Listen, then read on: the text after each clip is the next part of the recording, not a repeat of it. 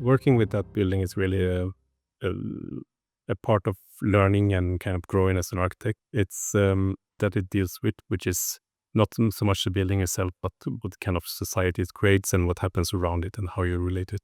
That really are parts connected to it being a transformation project, and it's part of the building that we are not creating a new building from scratch in an empty plot, but it's a continuous timeline, and we just kind of situate ourselves inside of that timeline and in the place, and we try to benefit as much as possible from what happened before at that site, and naturally also what we can create in that site afterwards, after the building is ready.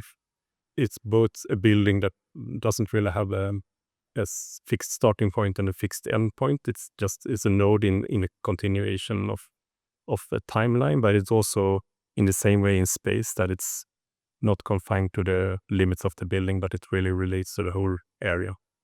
And I think that project has shaped my kind of interest in architecture, what I'm interested in a lot, and also the firm's kind of interest in architecture and where it can take us and lead us.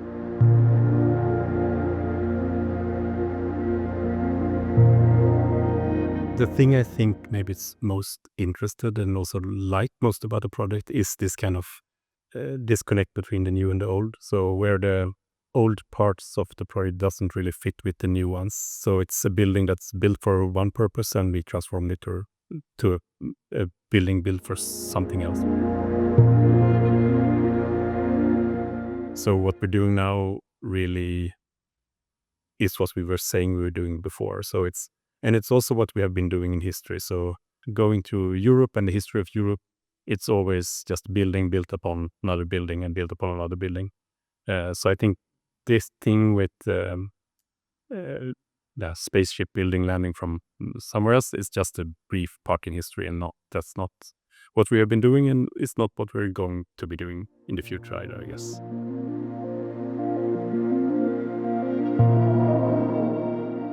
I mean, of course, it's about the regulations a lot. Like they are really tailored to new builds, because that's what we were doing.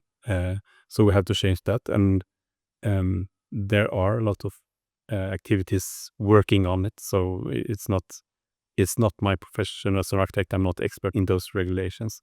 The good thing now, I think, for Sweden is that we're building quite a little right now because of the economy, because of the world and everything that's happening. So it's a really good space to change something, because we don't have this constant pressure of building as much as possible.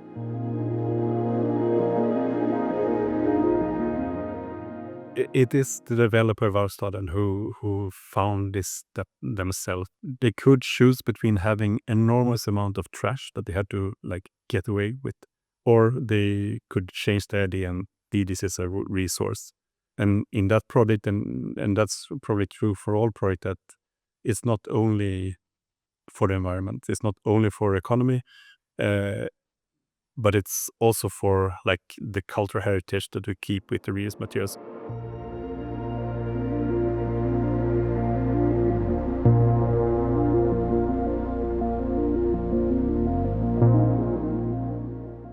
Reusing bricks is okay in Sweden, and it's also a product that's easy to test, because the brick is, you can kind of send the brick away and you can try and test that thing. Now we're really interested in that product, since it's such an easy reuse product, that we're actually getting too few reuse bricks right now. But this is really one of the big, of course, key issues with using reused materials, that it's hard to guarantee the quality. It can have something to do with insurance, but also maybe accepting something else. Like of course, for a developer, risk is almost everything. Like minimizing risk is everything, and we probably have to change the view on that in some way, or kind of, that's something we have to work with, definitely, I guess.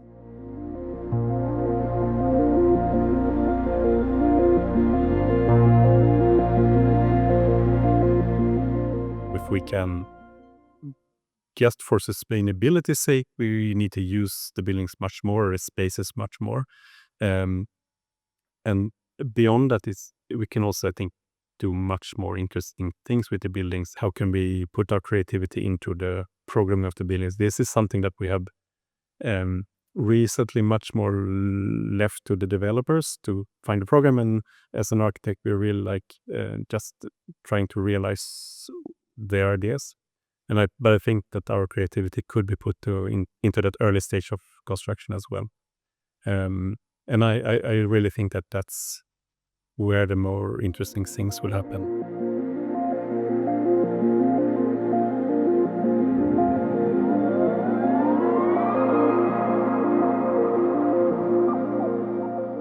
I like to think that architects should do everything, but that's also really an architect's disease, that we think that we can do anything and we're better at doing everything.